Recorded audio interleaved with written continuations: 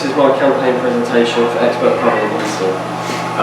Expert Plumbing and Heating is a locally run business serving the Middlesex area. The target audience is anyone in the local area in need of that service that they provide, which is boiler repairs and heating and all sorts of solutions like that. The marketing persona, it would be a working class individual who's earning whatever money, because it's a necessity that people need, so it could be anyone ranging from high earners to smaller earners. Their online presence before the campaign was something they didn't really have much. They had a check trade account, which was probably their main online presence. On there they had like a brief description of the services they provide, and also like ratings of the previous customers had given them. So there's like tidiness and sort of stuff like that, and then they had reviews, which were mainly to be seen good, and there was about 300 reviews on the page. So the accounts I created for them were Instagram and Twitter. Both of these had like aspects that I thought were good for what I wanted to post to show off the work that they can do. So I used Instagram to show work that was previously completed by companies, so like before and after sort of photos. On the Twitter, I was able to use like hashtags that were trending for the company, so sometimes like plumbing, jobs, bathroom, stuff like that, and this was checked through Hashtagify. I was able to post image and texts on the Twitter account, so that was one way that it was a good positive. So on the Instagram account, this is like a time frame of how many profile visits and sort of things that are happening on the account. So in the first week we've got 8 followers and then 17 profile visits. Second week and then 37 with 15 followers, and then I started to follow other accounts related to plumbing, and then that seemed to continue my account to grow. So I got 41 on the third, fourth week with about 20 followers. They steadily increased over time, and then eventually, yeah, I reached what I wanted to reach. So this was what it got to the end, and like the content I was posting on there. So again, like the before and after photos of what they were doing on there. Got 55 followers in the end, and got a few impressions left on the account, and there were some on there that were locally like based in the area. For example, Slough, which was a place that were also like plumbing and heating companies. So the aspects of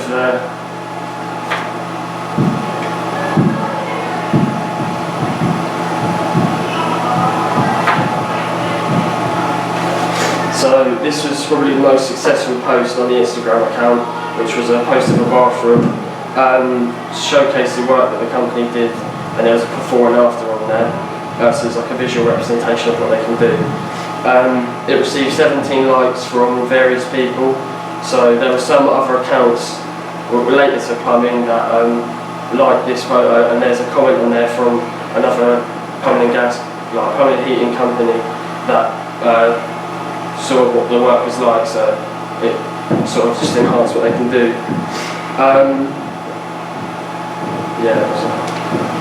And then this was like the end account I got to, so I ended up getting 56 followers, which exceeded the amount that I thought I would be able to get. And there was like the interactions on there as well, so there was like 25 over the last week of the campaign, which I think steadily increased as the campaign went on, and I reached out to over 48 other profiles in the space of the campaign period. So this is the Twitter account. It didn't seem to go as well as the Instagram account in terms of followers, but with like the interactions on the posts, the like clicks onto the website and stuff, it sort of seemed to do the same thing as the Instagram one, just without the likes and the retweets that I maybe would have wanted. So I used like that use of hashtags on Twitter was a main part of what I wanted to do, because it helped to then broaden and widen what I was able to do with the posts. So with my Twitter following, as you can see, it was quite limited because I only ended up getting 7 followers on here. I found it harder to reach out to other plumbing accounts which I could do easily on the Instagram account, which is why I think that one was more successful.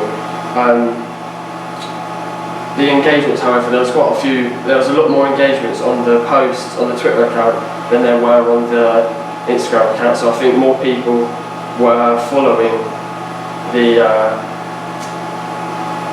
Instagram account, but there were still people looking through at the Twitter account as well.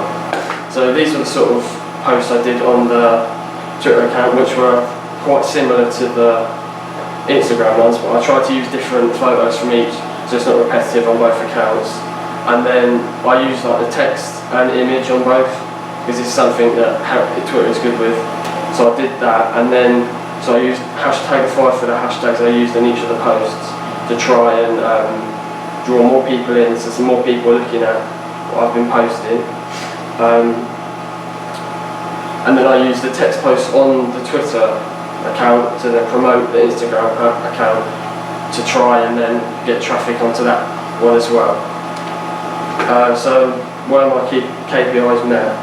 For Twitter, I was hoping to gain like 10 likes and retweets over the post, and I was able to do 15, which I was overall quite happy about. And then for Instagram, the KPIs, I was trying to gain 10 followers. This was achieved like relatively quickly, so I decided that if I was to continue at that rate, then I'd be able to get something like 50. So that was something I thought was ambitious, so I was trying to get to that, and then I ended up achieving that, so I was quite happy with that. And then I was able to receive 48 likes across the post as well, which meant I met another one of my KPIs, as I previously I was thinking about 30 likes over the few posts that I did. So this was my posting schedule. I wanted to post twice a week on maybe one on each account, and then post at around 1 to 3 in the afternoon, because I was looking, when I looked online, they were saying that a lot of people look at that time during their lunch break if they need a service like this, so then they can ring round when they get home and then look to see what they want to go forward and do.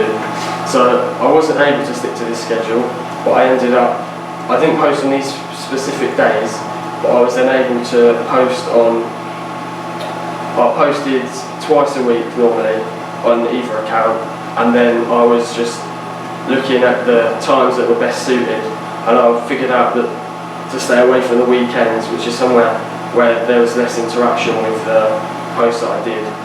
So that was that. My future recommendations for the company would be to create a website of their own, to then be able to have another point other than a Checker Trade account to link them back to the business. So by having the website, it gives them the option to design it as they would have wanted, whereas on the Checker Trade, it's all sort of a rigid structure.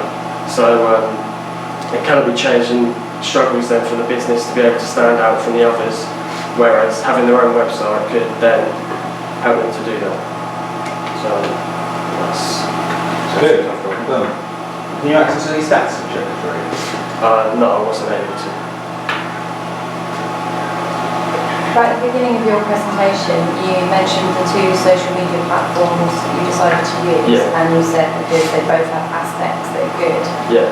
Can you just highlight one of the aspects that you think is good from one of the channels, or which channel you think is best? Oh, okay. The aspect I wanted was to create multiple photos to be able to see the timeline of the work they were able to achieve. So I thought Instagram did that well, because you can just swipe across straight away. You see one at the beginning, and then you can see the one afterwards straight after that. So that's why I decided to use that one. I like the before and after post.